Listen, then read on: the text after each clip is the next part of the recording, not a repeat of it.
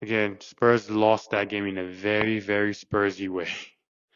They looked good in the first half, most of the second half as well, but again, they just collapsed. PSG had 6 days of training, and it showed in the first half. PSG's formation was the same. The style of play was the same, with four in the back, three in the midfield, and three up top. But when they're playing, Vicha was on the right, which I thought was interesting because usually he plays off the left, and they played Barcola on the left. Hakimi, per usual, right back, and the Mensch per usual center back. Pacho and Marquinhos, per usual. Vitinha was the six. They played Zaire Emery as one of the midfielders, and interestingly enough, Doué was in the middle, and Dembele was up top. So it was more like that. But again, no surprise. The way Dembele comes, plays, he kind of roams here. At some point, or for the most part of the first half at least, it was more of like a box four, where the defenders had nobody that they're marking, and they're trying to dominate the midfield, go wide, maybe try and play a cross in or cut back, and Dembele can sometimes come here, but Hakimi is always wide to play with Vicha, and Mensch was staying back for the most part. He picked his spots to go forward, but staying back for the most part. Vitinha drops in here to get the ball to try and dictate, and sometimes Dembele comes here to get the ball. Zaire Emery uh, was the person that I guess came to get the ball from him the most, but some Spurs were pressing hard, so the pass to Dembele opened, the pass to Doué opened a couple times as well. Um, so again, just I mean, yes, Ja Mensch didn't play and Fabian Ruiz didn't start, but it was the same. I mean, same PSG for the most part. Actually, for pretty much all the parts. Spurs was very, very interesting. They played um, off the ball when PSG were high up the pitch. They played five in the back with Romero, Van der Ven, and Danso. Danso was playing right center back. Van der Ven was playing left center back, and Romero in their center. Poro on the right, and Jet Spence on the left. They played Paulinha, new signing. Papisa was more of a 10 because they weren't pushing forward to support. And Bentancur was playing in midfield. And then Kudus and Richarlison started up top. Yeah, game plan was simple. Just sit tight and pounce on the counter, as well as set pieces, including long throws as well. So, and yet two goals came from set pieces for sure.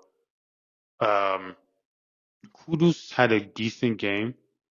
Uh, I think they need. I mean, Dominic Solanke is back fit. He came on. I don't know if Richarlison and Solanke are the like eh, are enough for where Spurs are trying to go. They're playing Champions League. They're playing a lot of competitions. They'll need a lot of goals um, from their strikers. Kudus can. I mean, I think he didn't have a good goal scoring season last season, but he has some goals in it. I think he would score a fair share of goals. But I think they need a bags man for real. But they're very disciplined for the most part. They're very, very strong. I think we mentioned it a couple episodes that they would definitely not finish, but 17th or 16th or whatever. They looked well coached. They looked fit.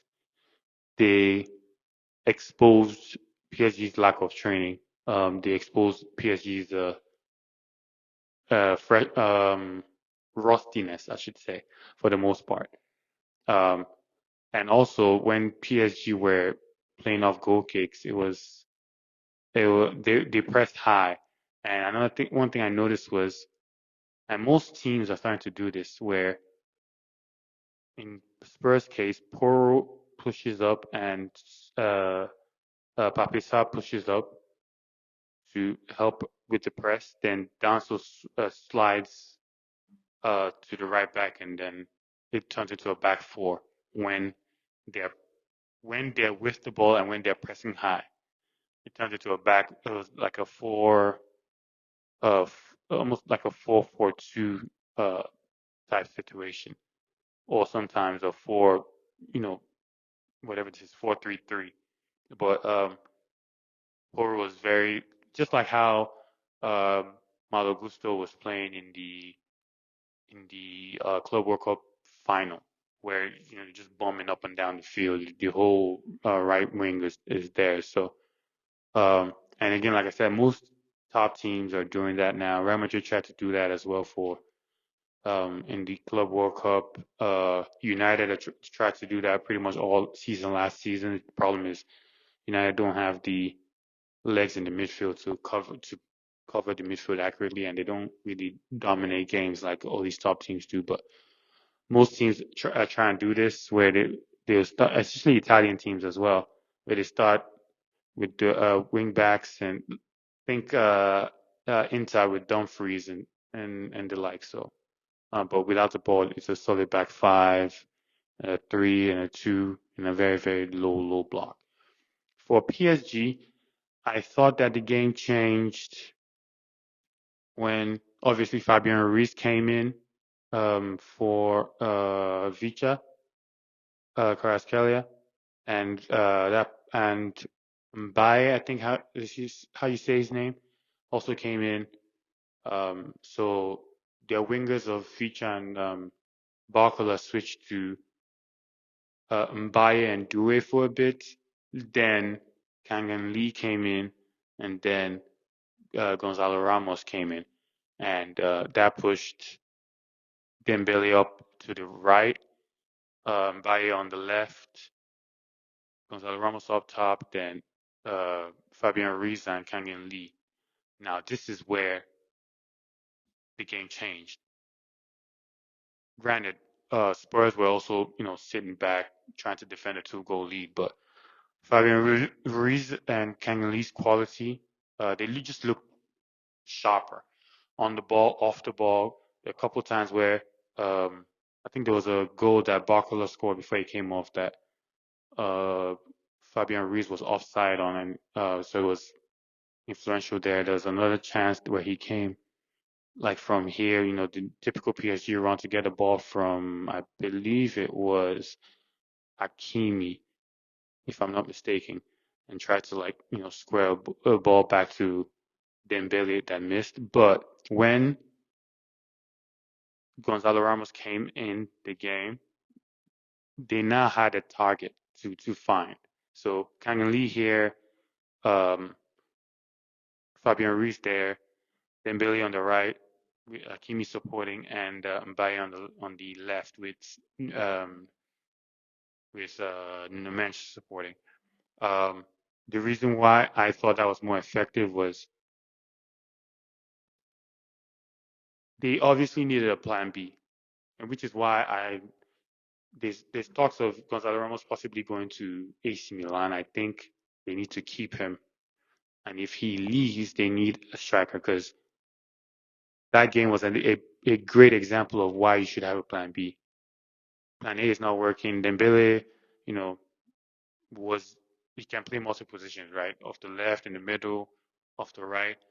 They try. I mean, when he was doing the false nine thing, I mean, he had some nice touches on the ball, nutmeg here, but he wasn't really causing trouble. Now, when he came on the left and they had a striker, that's when the magic started happening. Kangeli scored a beautiful shot of